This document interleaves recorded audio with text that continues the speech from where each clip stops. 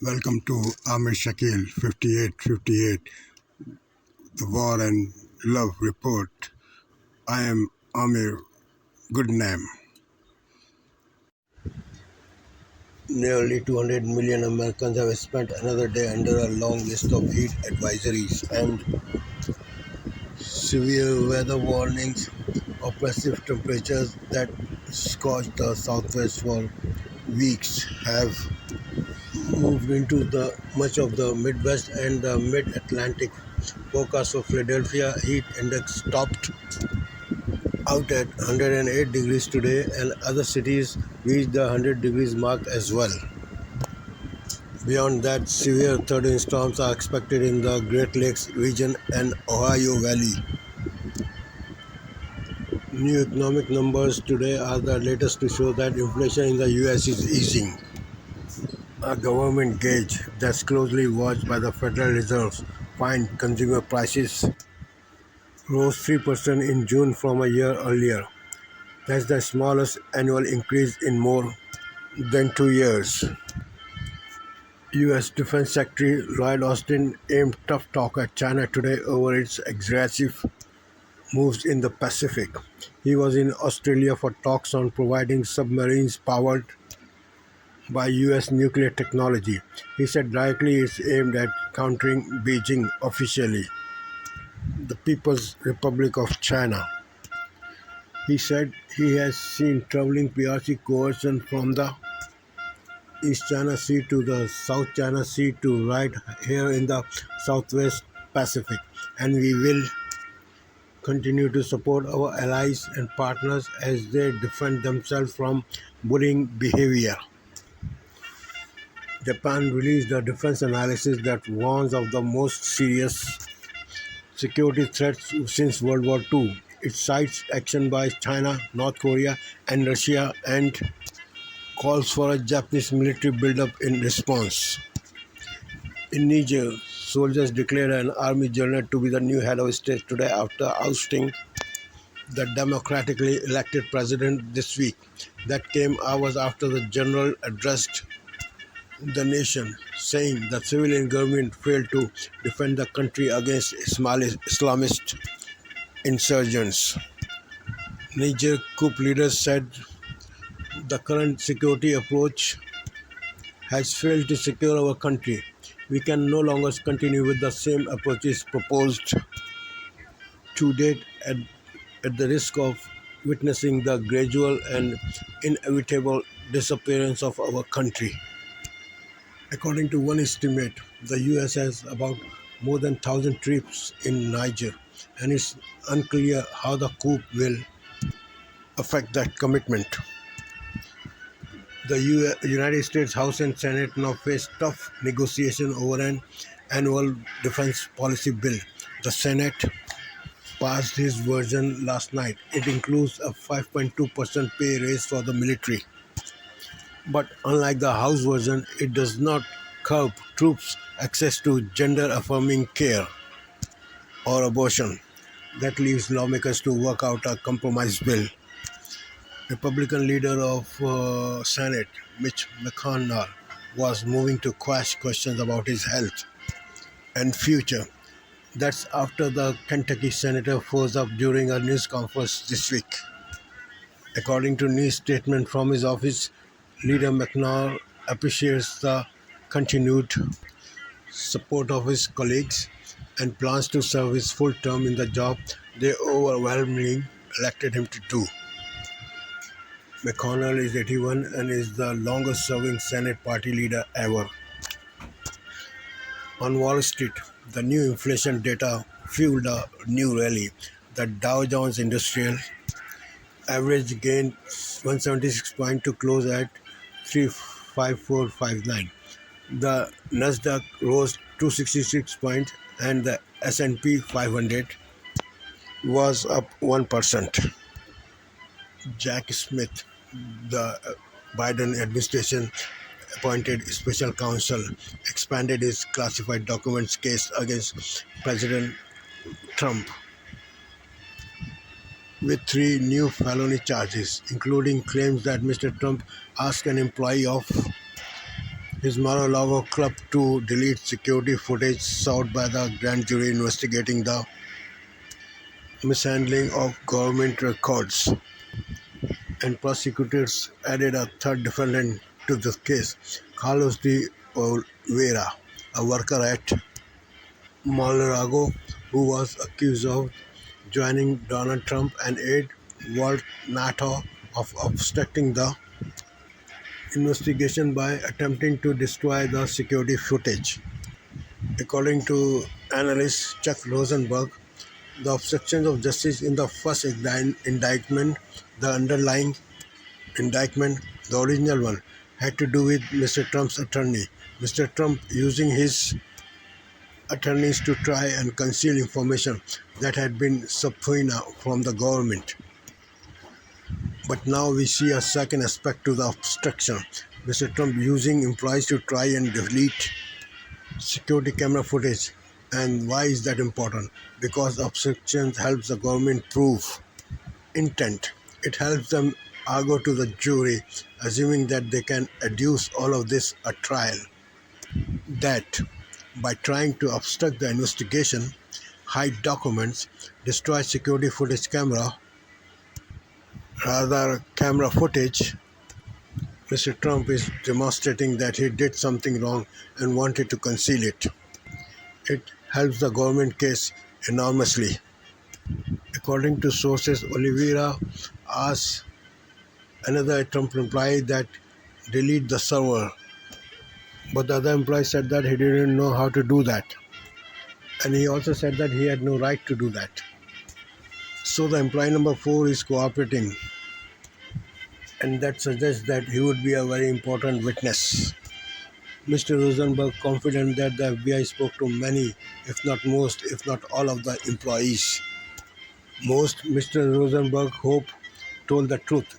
It sounds like employee number 4 told the truth. Others had a choice to make. Mr. Oliveira, we know, in January of this year was questioned by the FBI in his home. He had two ways he could take. He could tell the truth.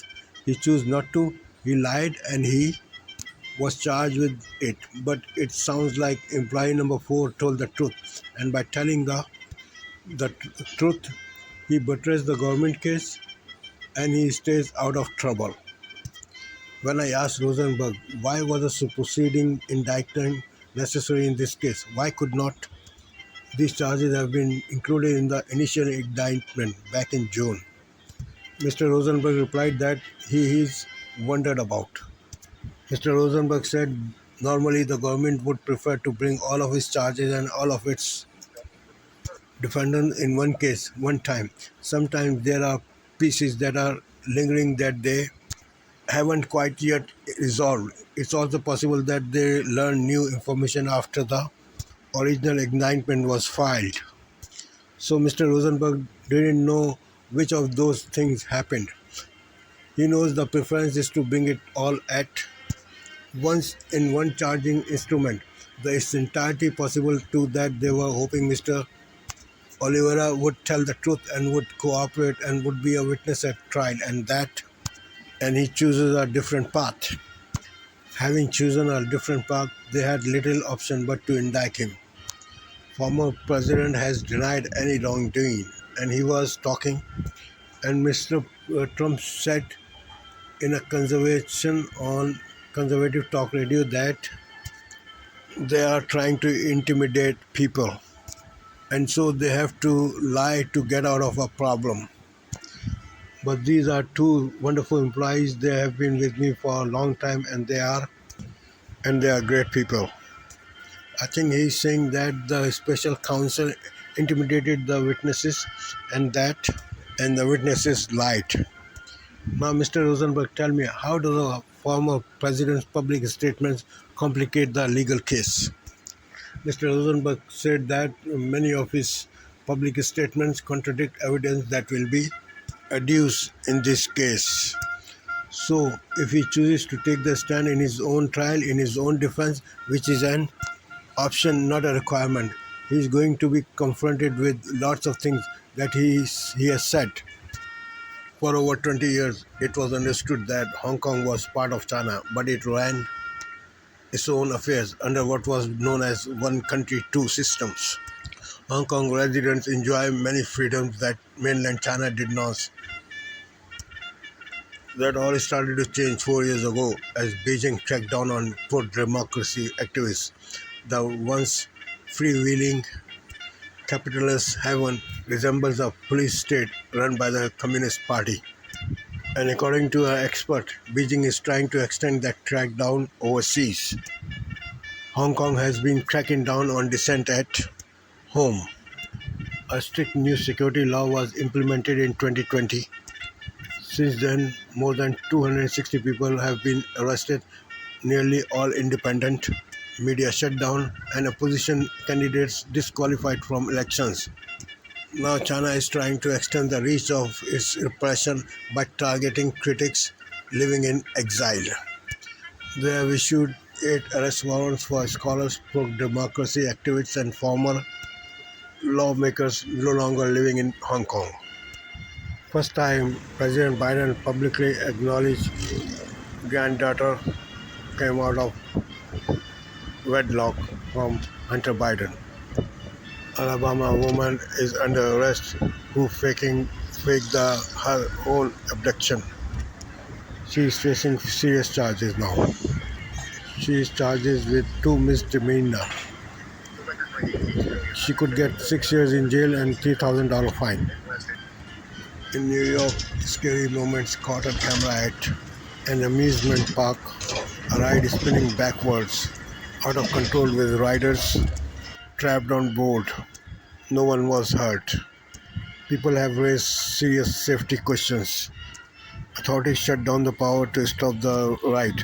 No one was injured. Walmart, the largest retail chain, is using AI in its operation now. Fighting is intense in southern Ukraine, where the Putin's forces remain deeply entrenched. The U.S. State Department is struggling with an unprecedented demand for passports renewals. The passport delays have grounded the summer travelers to overseas. About 430,000 passport applications comes each week. Application process takes 13 weeks. Mr. Biden signed an executive order today aimed at strengthening the legal protections for sexual assault victims in the armed forces. Ford is recalling F-150 trucks. The sold numbers are 870,000 pickup trucks and models are 2021 to 23 because electronic parking brake system activate while driving. According to Ford company, so far there is no injuries or accident due to this problem reported. A jackpot of nearly $1 billion is up for grab in tonight's Mega Million drawing. No one has won the grand prize since April and it's now up to $940 million. If you want an immediate lump sum payout, it will be like more than $472 million before taxes. And if you are looking for deep clean, you will find it on the road. That's the largest personal collection in America is in the shadow of Colorado Rockies. A man lives with his largest personal collections in America. Lee Maxwell has a collection of antique washing machines. He has 1,500 different machines in his collection. Started from 1930. Ukrainian forces are fighting hard to regain territory along the front lines. They have been struggling to push through Russian-occupied areas littered with landmines. The Ukrainian forces are dismissing reports it has stepped up the counteroffensive. At the same time, Putin and 7 African leaders are meeting in St. Petersburg again today. The African nations are urging Putin to follow their peace plan to end the war. They also expressed their concerns about the consequences of Russia's grain deal collapsing. Putin said that Moscow is looking carefully into a peace proposal. I think Putin sort of characterized the grain deal as something that was working out in Ukraine's favor, but not for Russia. Sort of a bit of a concession. Russia offered free grain to 6 African nations. Russia was always skeptical about this grain deal, as many countries would prefer the deal was reinstated. Russia's decision last week to pull out of the deal and then bomb the Ukrainian port, destroying the thousands of tons of lacking it, which they said it was a stab in the back. Analysts said that this has strained Russian relations with countries where food security is matter of a life and death. For example, Somalia, which will one of the recipients of free grain. Earlier this year, despite drought, relies heavily on grain imported from Ukraine. Last year, children were dying of hunger. The situation was devastating. Not only the import of grain affected, but it the prices of food will increase dramatically. As the UN brokered grain deal did help bring down spiraling food cost more than 20%. This will also impact other countries affected like northern Kenya, South Sudan and Ethiopia. Kenya is not on the list of getting free grain.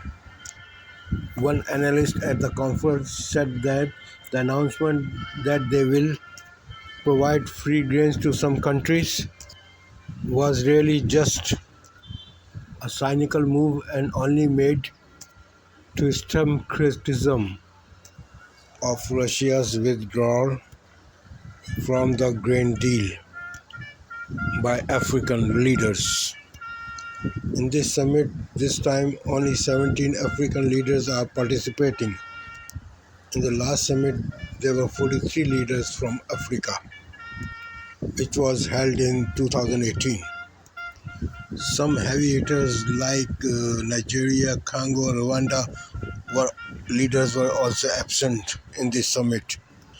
Analysts says that Putin has seriously miscalculated the mood of Africa, not only regarding the collapse of the grain deal, but also last month an African peace mission to the capital of Ukraine and Russia to find end to the war.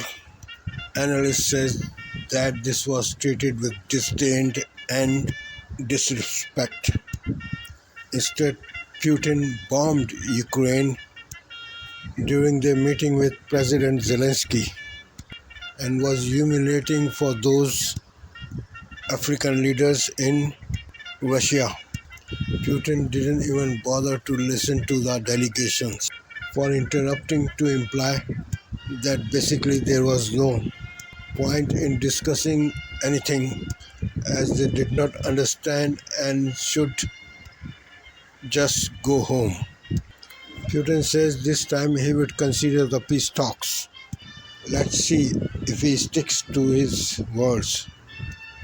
Putin pledged to double the trade with African country has so far fallen flat. The total trade is $18 billion since then. This summit is not looking. I am thankful to all news resources for their continuous cooperation. I am also thankful to the viewers for their privilege of time. Have a good night.